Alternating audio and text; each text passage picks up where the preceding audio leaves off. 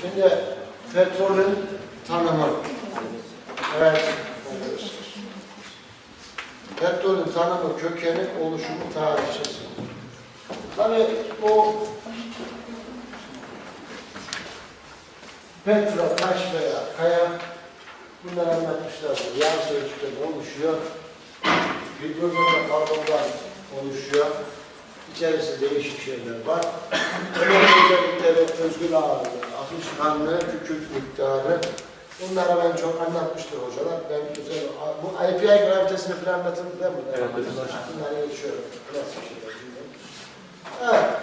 Şimdi dünya aslında canlı. Sürekli bir devinim içerisinde. Ve boş bir sirkülasyon devri. Hani bu termodinamiğin bir kanun kuralı vardır. Enerji yoktan var olmaz, vardan yok olmaz. Ancak dönüşür. Yani enerjinin korunumu kanunu.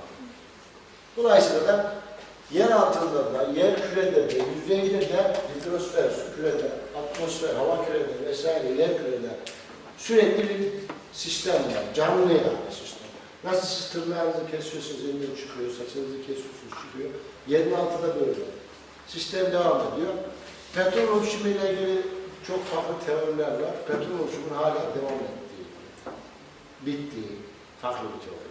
Devam ettiği farklı bir teori. Mesela şunu diyor, ya işte Sibirya gaz havzasında gaz hiç bitmiyor o kadar oluyorlar. Oysa bile yerin altında sürekli türüyor diyor. Rusların böyle iddiası var. Sürekli kendini yenilediği şey. Çünkü dünya Avrupa Birliği tamamı bunlar diyor, bizi dahil. Dolayısıyla böyle teoriler var. Demek ki neymiş? Sürekli bir sirkülasyon, bir çevrim var, dolaşım var. Şimdi farklı jeolojik dönemlerde farklı canlılar, dinozorlar, bunları işte bilim kurgu filmlerinde seyrediyorsunuz. Önce bir dünya var. İsterseniz buna İslami açıdan bakın, ister humanizm, ister ateizm açıdan bakın. Bir şekilde bir kütle var oluyor. Sonra jeolojik devrimler boyunca, yani milyon yıl üzerinde bunlar, birazdan bir video seyrettirebileceğim inşallah, güzel bir video seyrettireceğim. 750 milyon yıl geçmiş oldu yani. 750 milyon yıl. Kıtaların nasıl olsun video seyredeceğiz. Sonra işte Trias, Permiyen gibi jeolojik devirler var. Bunlar tablolar halinde ezberlemenizi istiyorum, ben bilmiyorum. Ben de ezberliyorum zaten, açar okuyoruz lazım olursa. En azından ben bilmiyorum. İşte değişik canlı grupları, değişik jeolojik dönemlerde bugüne kadar en sonunda insanı bekliyorsunuz. Mesela insanın yaşı çok kısa dünya aralarında.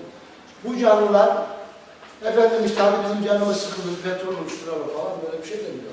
Burada geçen derste bir anlatmaya çalışmıştım. Buradaki şey şu, ya burada bir olağanüstü durum oluşuyor. Yani büyük kitleler halinde, büyük sayıda canlı ölüyor ve bir ölü kütlesi, organik kütle meydana geliyor. Ya bu birdenbire yok olmayı ne sağlıyor? Şimdi buraya bir gaz bombası atsak istedik. Allah göstermesin, hepimiz toplu olarak sınıfta oynuyoruz ve kaldığımızda ceset oluyor değil mi? Bunun gibi. Yani bir sıra dışı bir şeyin olması lazım. Biliyor musun? Birdenbire yok olduğunu nereden biliyoruz? Birdenbire yok olduğunu nereden biliyoruz? Bir anda zamanlar üst üste geldi. Hayır, sonraki süreç. Birkaç kat var. Şimdi şöyle, bir şok hissi var. Ya da o devir çok kısa. Yani zamanında. Mesela nedir?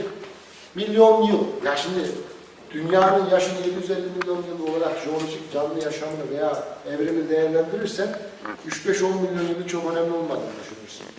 Değil mi? Yani böyle periyotlar arasında 20-30 milyonluk periyotlar, 150 milyonluk periyotlar 750 milyon düşünürsen bu kısa bir evre oluyor. Birdenbire oluyor zaten. Şimdi tabii bir gök taşı çarpmalarına geçtik. Yani şöyle bir teori var. Dünya önce bir çekirdek bir güç. Sonra o çekim gücü sayesinde boşluktaki bütün katı maddeleri çekerek parçalar halinde birleştiriyor. Bu da göktaşı her çarpma, canlı oluşuyor, benimle çarpmayla canlılar yok oluyor falan. Birincisi bu. İkincisi bununla birlikte volkanizmaların olduğu, yani volkanizmalarda da bol miktarda hidrojen, sülfürle,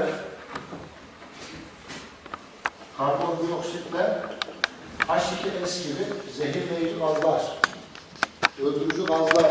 Bunların ortama bir anda volkanizmayla birlikte gelmesi, ortamdaki bütün canlıların zehirlenmesi ve toplu olarak yok olmasına. Buna toplu yok olma derler. Özellikle Kretase Tersiyer döneminde jeolojik olarak toplu yok olma derler. Dolayısıyla bu toplu yok olmalardan dolayı da çünkü sıradan böyle hafif yok olmalarda bu böyle bir şey olma şansı yok yavaş yavaş olmaları. Mutlaka hayvan seken canlılar olur çok miktarda. Yani belirleri bu ortama ayarlayıp bağışıklık kazanır, yoluna devam eder. Onun için toplu yok olma lazım ve yoğun miktarda. Dolayısıyla bu şekilde volkanizma bunları organik olarak yapıyor. Üzerine sedimanlar vesaire başka önemli jeolojik malzemeleri geçince çünkü dünyada şöyle bir şey yok. İşte efendim bir dönem karaydı, bugün deniz altına iner. Yani hep kara çöküyor, deniz basıyor üstüne. Transkreasyon, regresyon diyor. Jeolojisini aldınız mı bunu? Ha. Deniz basması, mesela kara düşün, şurada bir deniz seviyesi düşün. Zaman zaman deniz seviyesi yükseliyor, kara altta kalıyor. Bu şekilde deniz buraya doğru yükseliyor. Ya da ne yapıyor? Kara gömülüyor, deniz altına gidiyor gibi. Çökme oluyor yani. Karasal çökmeler oluyor aşağıda, boşluklarda. Mesela Konya Ovası'nda da değil mi? Aşırı yeraltı su çekiminden dolayı havza göçmeler var. Konya var mı aramızda? Konya Ovası'nda bu şekilde çökmeler var. Veya orada kireç taşlar var, asidik sular doluyor. O asit kireç taşlar kim sormuştu? Tanrı'nın hocam, kireç taşından sayarız falan diye. Hidroklorik asit attığı zaman tepkimeye girer. Köpürür falan böyle bozuluyor yani. O da yağmur sular astik olduğuna göre. Onlar karstik boşluklar oluyor. Neresi? Antalya. Düzen şelaleleri, işte ne bileyim gibi böyle düdenler, şelaleler falan karstik yapılar. Böyle bir mağaralar. İşte Tokat'ta var Mallıca mağaraları gibi böyle karstik sular, karstik yapılarla oluştuğu yerler. Dolayısıyla oralarda göre petrol yerleşiyor zaten. Onlar da önemli rezervuar açısından. Şimdi rezervuarları da ikiye ayıracağız. Karbonat ve kırıntılı. Rezervuar ne? Hı?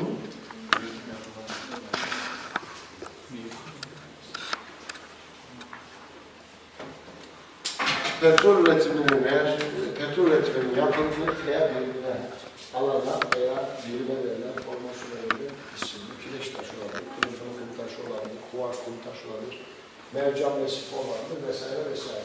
İkiye ayrılıyor karbonat ve kırıntılar. Bu canlı yaşam böyle değişik dönemlerde ağaçlarla, bitkilerle, zaman zaman canlılarla yeni türler çıkıyor falan filan. Burada da böyle bir tablo var. Bu anlatılan kitapta var çocuklar.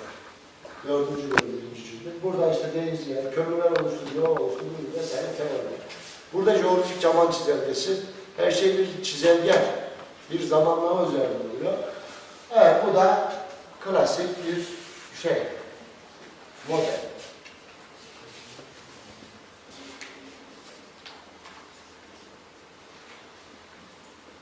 Hocam siz bu modele katılıyor musunuz? Ya bu çok genelleştirilmiş bir şey. İşte okyanus şurası soru işareti. Ön tarafta. Yani orada biraz soru işareti. Zamanlar biraz soru işareti. Çünkü 50 milyon, 100 milyon yıl önce de oluşan genç petroller var. 10 milyon yıl oluşan. Ama genel hani petrolojim sistematiğini anlatıyorlar. Şimdi orada ne de küçük deniz organizmaları var. Okyanusun içerisinde. Şunlar küçük deniz organizmaları, plankton ve algler. Şurada görüyorsunuz yani mikro boyutunda canlılar. O canlılar işte ölüyor, böyle bir toplu yok olma veya bir sıra dışı bir olay. Ne oluyor? Gaz zehirlenmesi, işte bir aşırı sıcaklık, volkanizmayla bir aşırı ısı. Şimdi düşünsene burayı biz bir anda 150 dereceye çıkardığımızı. Hepimiz ne var? Zınkımız çıkar yani. Onun gibi böyle bir atmosferik bir çevresel değişim mutlaka. Dolayısıyla oradaki bir toplu yok olma, çok sayıda canlının toplu yok oluyor. Orada gömülüyorlar. Organizmalar petrolü ne yapıyor? Üzerine örtü dediğimiz bir set oluşuyor ve o canlılar artık dışarıda teması. Neymiş? Tencere kapağı gibi düşünün. Nasıl bir eti koyuyoruz? Tencere alttan yanıyor. Zaten mağmalı. 2 tane güç var demiştik dünyada. Biri güneş, biri mağmalı. Geliyor, üzerine kapatıyor. Yavaş yavaş kapata Kapattıktan sonra da ne oluyor bu? Bölgesel olarak işte devrilmeler, yapmalar, sıkışmalar, tektonik olanlar, hareketler, ne kadar devam ediyor. Ben bir sonraki derste size jeolojiyle ilgili birçok video izleteceğim. Tamam. Ya bir hem izliyoruz hem bilgisayar yapacağız. Yapacağımız şey bundan sonra bu olacak. Yazma jeotermal dersinde öyle bir video izleyeceğiz. Hemen 100 tane şey okurken okumak yerine sayfa bir videoyu anlatmayı, bir bilgisayar programı göstermeyi daha çok tercih ediyorum. Yeme eğitim sistemini tercih ediyorum. Sonra bunlar ne yapıyor? Kıvrılıyor, kırılıyor, içine giriyor, dışına çıkıyor derken petrol sıvışıyor, hem karışıyor. Ondan sonra siz tabii petrol olarak üretim yapıyoruz. Şimdi bu sıcaklıklar katajenez, metajenez, işte bu evreler derinlikle birlikte petrolün gömülme derinliğiyle gaz vesaire oluşuyor. Şimdi hocam siz bunların çoğuna katılıyor musunuz? Ya bunları teorik olarak sahada pek aşırı derecede mümkün olmuyor. Tabii ki mesela 50 ile 150 derece ana petrol oluşum zonu, gaz oluşum zonu. Şurayı mesela gaz oluşum zonu diyoruz. 150 dereceye kadar ana şehri söylemiştim. Jeotermal dersinde biraz anlatacağım. 150 derecenin üzerinde diyor gaz oluşum. Ana şehirde 287 derece sıcaklık var, petrol var. Parafinik. Şimdi tabloya bakın 100 derecemizin gaza geçmesi lazım. Ama 287 derece sıcaklık var, o petrol var ortamda. Wax dediğimiz parafin, bumsi petrol. Şimdi yani dolayısıyla biraz sahayla uyuşma yerinde ama bunları uyuşturacağız. İşte bu 3. kitabımızda bunlardaki buradaki soru işaretlerini kaldırmayı planlıyoruz. Şurada zaman ve sıcaklık etkisi. İşte genel oluşum sıcaklığı petrolden, yani sıcaklık arttıkça bu gerçek olan. Sıcaklık arttıkça gaza doğru dönüyor. Yani burada bilmeniz gereken 100'dür, 200'dür, 300'dür falan bunlar kitabi şeyler. Şu sıcaklık arttıkça gaz zonuna doğru petrolden, organik malzemeden gaz fazla, yani sıvı fazdan gaz fazla doğru geçişin olduğu derinlik ve sıcaklık artışıyla birlikte. Özeti bu yani bu grafiğin. Evet, bu da yine bir yaklaşım. İşte kerojen dediğimiz bir organik malzeme var değil mi? Duydunuz mu bundan? Petrolün kerojen dediğimiz kerojen. Tip 1, 2, 3, 4 onların cinsleri var. Burada işte canlıların mikro ölümüşü tekrar yani jeolojik devirlerde su içerisinde veya karadan taşınan malzemeler, bir deniz düşünün şöyle. Deniz düşünün. Şimdi buraya önce deniz suyu var. İçindeki asıl haldeki malzemeler çöküyor. Bir taraftan da yükselen tektonik hareketlerle birlikte karadan malzeme de taşınıyor. Kırıntılı malzeme. Tamam mı? Yani nedir bu bizim alüminyum dediğimiz var ya.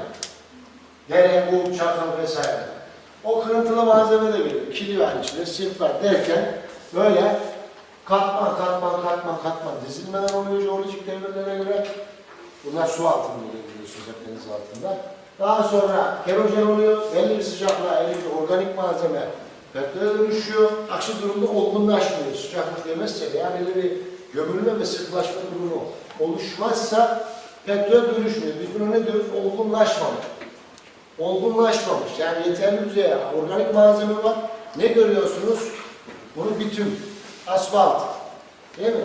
Bunlar yeterli derecede sıcaklık petrol dönüşememiş, katı halde kalmış malzeme, yeterli derinliğe gömülememiş, yeterli derecede ısı yememiş. Ne bitüm, ne asfalt, ne katra.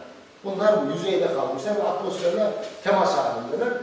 Ama katı olarak yine organik malzeme yakılabiliyor, kullanılabiliyor fakat petrol olarak kullanılmıyor veya gaz fazı yok. Dolayısıyla yüzeyde demek ki bir gömülme şeyi var. Gömülmeyle birlikte taneli bir ortamda geçirgenlik ve gözeneklilik biliyor musunuz? Şimdi bir ortamdaki geçirgenlik taneler arasındaki hareket etme yeteneği. Yani bir sıvı koyduğunuz zaman o jeolojik birim içerisindeki hareket mekanizmasından irtibatlı olması. Gözenek kavramla hareket ediyor. Gözenek ise bir kaya içerisinde, birim içerisinde değil mi? Hocam Mersin'deydi. Valla bir şey gidiyordu oraya. Jeolojik yok mu? He? Jeolojik hemen. Yok, tamam. Biz de gidiyorduk valla. Evet. Yani o gözeneklerin olması lazım ki malzeme oraya girebilsin. Geçirgen olması lazım ki hareket edebilsin. Anladınız mı? Gözenekli olacak. Aynı sünger gibi düşünün. İçinde malzeme olacak. Fakat bu süngerler arasında, taneler arasında şey olacak, yollar olacak. Devam edebilmesi, petrol hareket edebilmesi. Biz buna ne diyoruz? Göç. Yani bir noktadan oluşan organik malzemenin hareket etme noktasına da göç diyoruz. Bak burada göç oluyor. Buna birinci göç diyoruz. Yani oluştuğu kayanın içerisinden çıkması, ayrılması, oluştuğu kayayı terk etmesi. Evet, gözenekli geçirgenin kavramı bu. Bakınız gözenek taneler içerisinde kayayı görüyor musunuz orada? Evet, orada bir kaya yapısı var. Karşıda gözüküyor. Buradan bir örnek alınmış. Gözenek kuvvetler aradaki yani san taneler arasındaki boşluk maviler, geçirgenlikler bu taneler arasındaki irtibat olması. İrtibatsız olmazsa siz oradan üretim yapamazsınız, petrol oluşamaz. Yani gözeneklik olur. Mesela nedir? Kil. Çok iyi su tutar ama su sondaj yaparsanız bir gram su alamazsınız. Bak, onun gibi. Tamam mı? Mesela bazı kirlerde petrol vardır. Organik malzemelerde sondaj yaparsanız alamazsınız. İlla ki işte o kaya şehirleri, kaya gazlarının ne olduğunu sanıyorsunuz. Ha? İşte bu gözeneklik var, geçirgenlik var. Olsaydı zaten petrol olurdu. Şey de olmazdı. Veya kaya gazı olmazdı. Anladın mı? Bu çok önemli. Geçirgenlik ve gözeneklik. Ama bu sizin aşırı derece konumuza göre jeoloji mühendisleri çözmekle yükümlüler. Evet, şimdi aşağıdaki okunuyor. Evet. Şimdi burada bir mikrobiyal gaz dolu dediğimiz yüzey gaz. Yani işte bunlar çok basit ilkel olarak. Mesela Trakya. Ben hiç beğenmedim bir gaz havzası.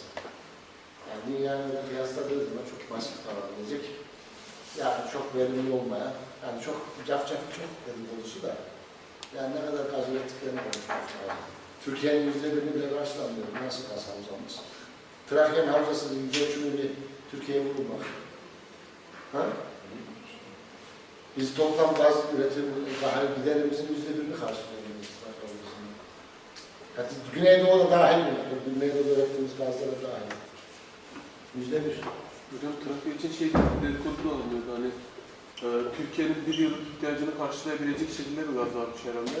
Niye karşılamıyoruz? Herhangi bir savaş durumunda Hayır, niye karşılamıyoruz? Niye yeraltı gaz depolar yapıyoruz o zaman?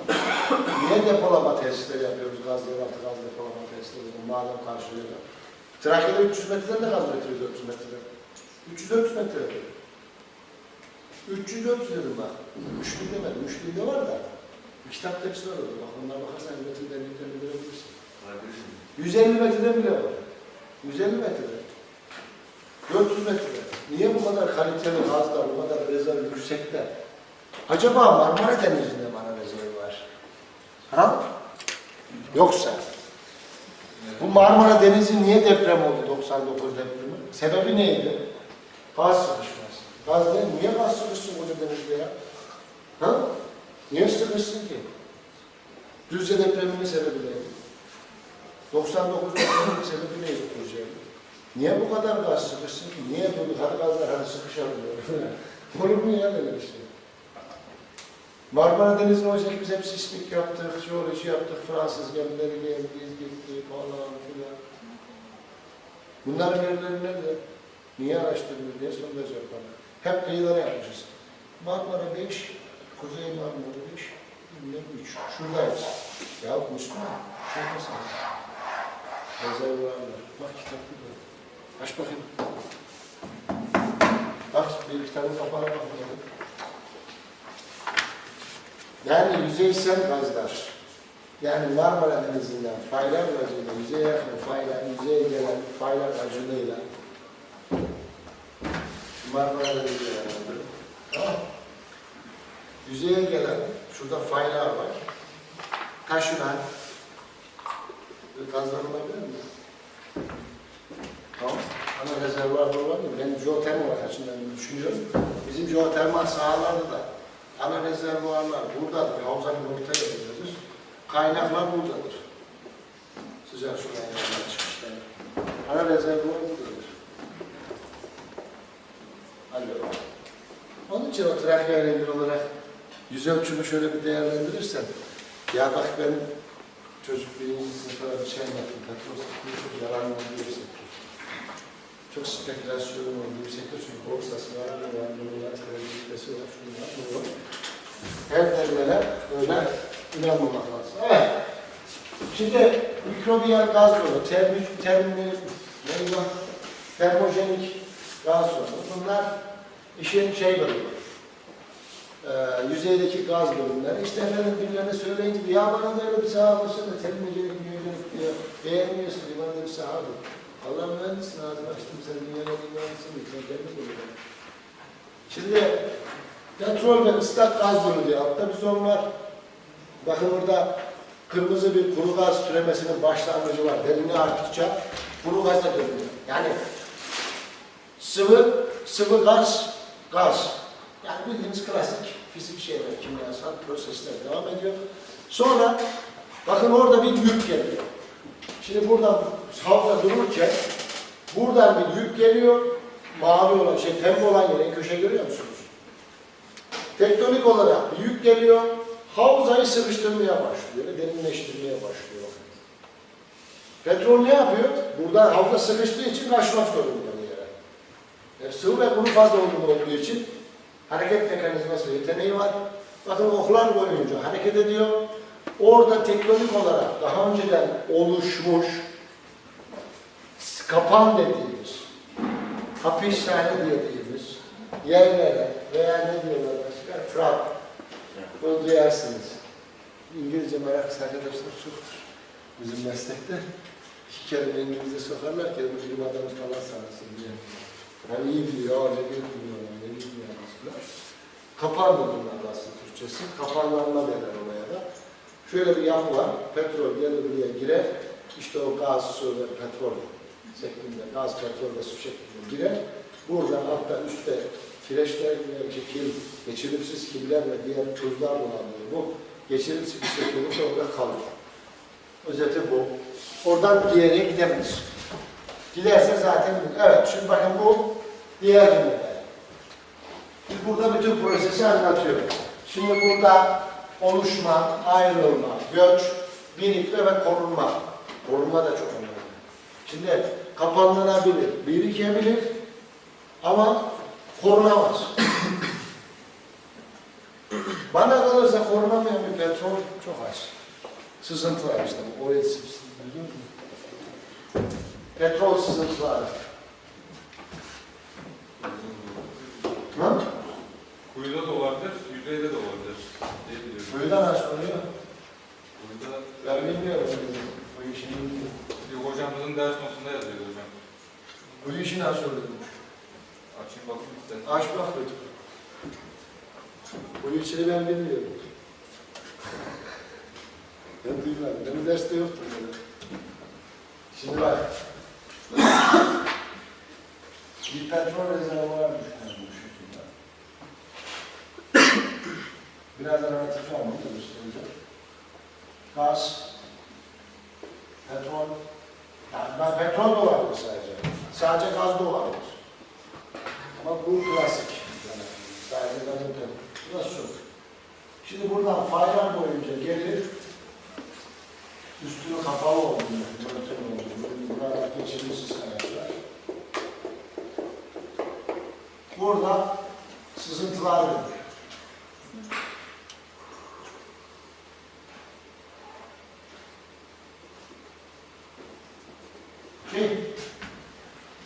Bu şekilde olan sızıntılar bir rezervuarın göstergesidir. Ama arkadaşlar sektörde der ki ya işte petrol sızıntılarının olduğu yerde petrol olmaz falan filan. Bizim Türkiye'de yalan var. Türkiye'de de var. Dünyada değil.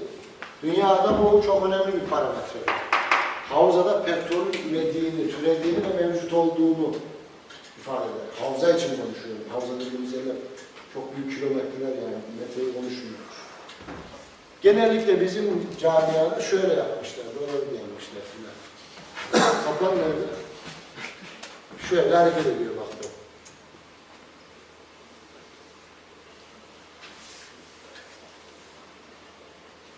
Gördün mü? Bir kısmı da geliyor buraya yerleşiyor. Bir kısmı da ne yapıyor? Gidiyor. Ama burada var. Türkiye'de bu sızma. Bunların hepsini birazdan göstereceğim o sınıfı. O dosyayı göstereceğim. Onda bir bölüm hazırladım. Petrol sızıntıları, yüzeysel belirtleri. Dolayısıyla bu kapana giriyor. Bu kapanların sondaj hedef olarak baz alıyor. Gördünüz mü bak bir kısmı oraya giderken şu petrol sızıntısı bakın şuradan çıkar. Rezervuar neresi? Çizdiğim değil mi?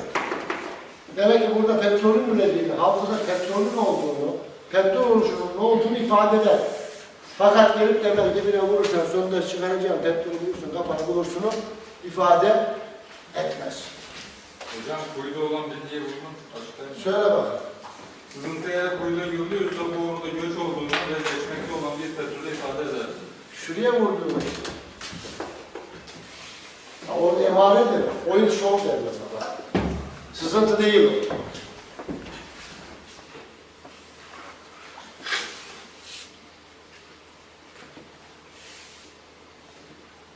Petrol emareli oyu derler.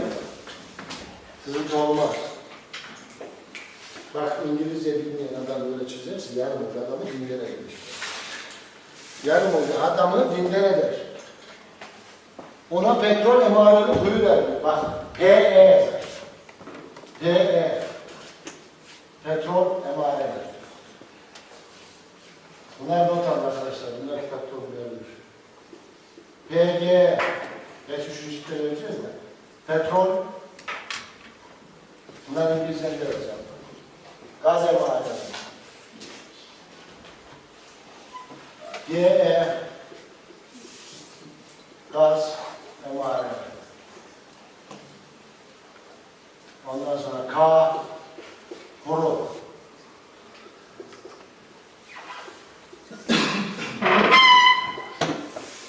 Kuyuda bu oldu. Bunlar oldu. Tamam. Sorduğunuz için de teşekkür ederim. Arkadaşlar bir şey yaptı. İyi oldu.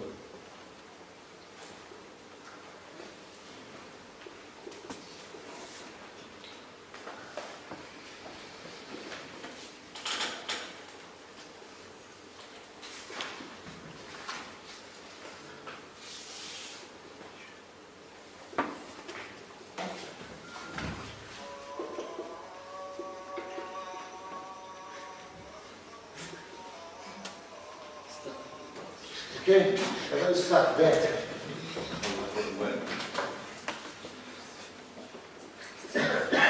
Okay, bunun tanımları budur. Yani bunlar kuyuda karşılaşılan şeyler, sızıntı değil, petrolün göstergesi ve emaresidir. Tamam mı? Ona show derler, yüzeyde gözükene sit derler. Bu arkadaş kim yazdıysa orada bir şey hatırlatırsan. Çek şurayı. Lütfen onu düzelsin onun. Yanlış bilgi olmasın, yanlış dediğim gibi hocam adamı dinlememiş. Yani bundan bu terimlerle karşılaşacaksınız. Bütün literatürde alacağımız haritalarda, şurada, burada, raporlarda, hocamlarımızda bu terimler karşınıza çıkar. Vet. Vet, vet veya tabulu.